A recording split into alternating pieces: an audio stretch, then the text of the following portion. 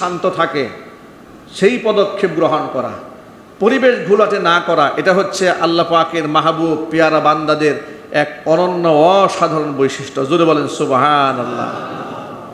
আপনাদেরকে ছোট্ট করে একটা বলি উদাহরণ দিয়ে বোঝাবার জন্য। কিছুদিন ধরে অনলাইন প্ল্যাটফর্মে সোশ্যাল মিডিয়াতে দেখবেন আলেম ওলামাদের চরম বিতর্ক চলছে। এক আলেম অমুক আলেমের বিরুদ্ধে বলছে, অমুক তমুকের বিরুদ্ধে বলছে, ঠিক কিনা বলেন? মাজারপন্থী এক আলেম, বাংলাদেশের বরেণ্য একজন আলেম শেখ আহমদুল্লাহ হাফিজাহুল্লাহ, তিনি আপনাদের পাশে এলাকায় থাকেন, আফতাবনগরে থাকেন।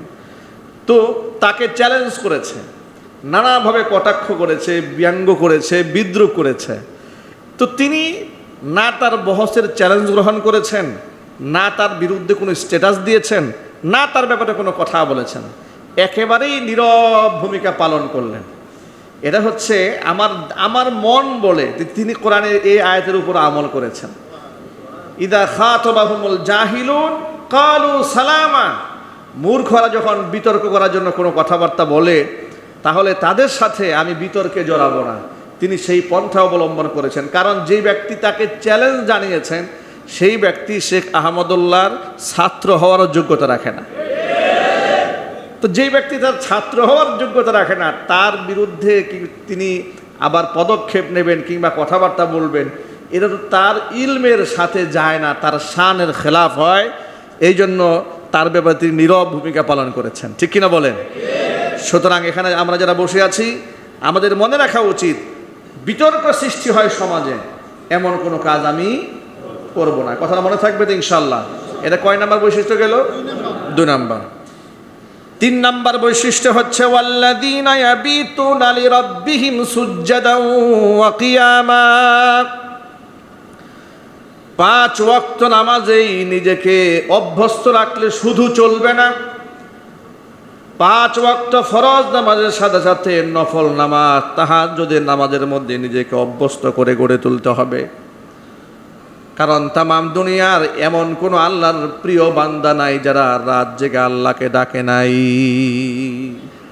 রাতের আধারে আল্লাহকে ডাকে নাই, এমন কোনো আল্লাহর ওলি পৃথিবীতে নাই। সুবহানাল্লাহ বলেন। একাকিত্বে আল্লাহকে ডাকে না, রবকে স্মরণ করে না, এমন কোনো আল্লাহর মাহবুব বান্দা পৃথিবীতে নাই। সুতরাং আল্লাহ পাকের মাহবুব বান্দাদের 3 নাম্বার অনন্য অসাধারণ বৈশিষ্ট্য হচ্ছে 5 ওয়াক্ত নামাজের সাথে সাথে রাতের আধারে তাহাজ্জুদের নামাজে রবের সামনে সিজদায় পড়ে থাকা, কিয়াম করে আল্লাহ পাককে ডাকা। কয় নাম্বার বৈশিষ্ট্য? 3 নাম্বার। 4 নাম্বার হচ্ছে ওয়াল্লাযীনা ইয়াকুলুনা রাব্বানা সরিফ আন্না আযাবা জাহান্নাম। আল্লাহর কাছে যারা এই কথা বলে দোয়া করে, আয় আল্লাহ ইসরিফ আন্না আযাবা জাহান্নাম, জাহান্নামের আগুন তুমি আমাদের থেকে হটায়া নাও। ইন্না আযাবাহা কানা গারামা, নিশ্চয় জাহান্নামের শাস্তি নিশ্চিত ধ্বংস। ইন্নাহা সাআত মুস্তাকাররাও ওয়া মুকামা, নিশ্চয় জাহান্নাম স্থায়ী কিংবা অস্থায়ী বাসস্থান হিসেবে এর চেয়ে নিকৃষ্ট বাসস্থান আর হতেই পারে না। এমন চিন্তা যেন না আসে কখনো মাথার মধ্যে, আমরা যে গুনাহগার বান্দা, আমরা জাহান্নামে যদি যাইও আল্লাহ যেহেতু দয়ালু, আল্লাহ আমাদেরকে আবার জান্নাতে ফিরিয়ে নিয়ে আসবেন, এই চিন্তা করে কিছু কিছু গুনাহ করলে কোনো অসুবিধা নাই। নাউজুবিল্লাহ বলেন। এই চিন্তা মাথায় আনা যাবে না। আপনি জাহান্নামের শাস্তিকে কি মনে করেছেন? আপনি কেন এই মন মানসিকতা আনলেন যে আমি যদি জাহান্নামে যাইও একদিন না একদিন আল্লাহ আমাকে জান্নাতে ঠিকই নেবেন? জাহান্নামের শাস্তির ব্যাপারে আপনার কি ধারণা? আপনি একটা সেকেন্ডের জন্য জাহান্নামে যেতে কি প্রস্তুত? নবী করিম সাল্লাল্লাহু আলাইহি সাল্লাম বলেছেন, এটা এমন নিকৃষ্ট জায়গা, পৃথিবীর সবচেয়ে সুখী মানুষকে একটা সেকেন্ডের জন্য যদি ছেড়ে দেওয়া হয়, এক মুহূর্তের জন্য শুধু তাকে ছেড়ে দেওয়া হবে আর বের করে আনা হবে। যদি জিজ্ঞেস করা হয় তোমার জীবনে সুখ কি জিনিস তুমি ভোগ করেছ, সে বলবে আল্লাহর কসম সুখ কি জিনিস আমি জীবনে সুখই দেখি নাই।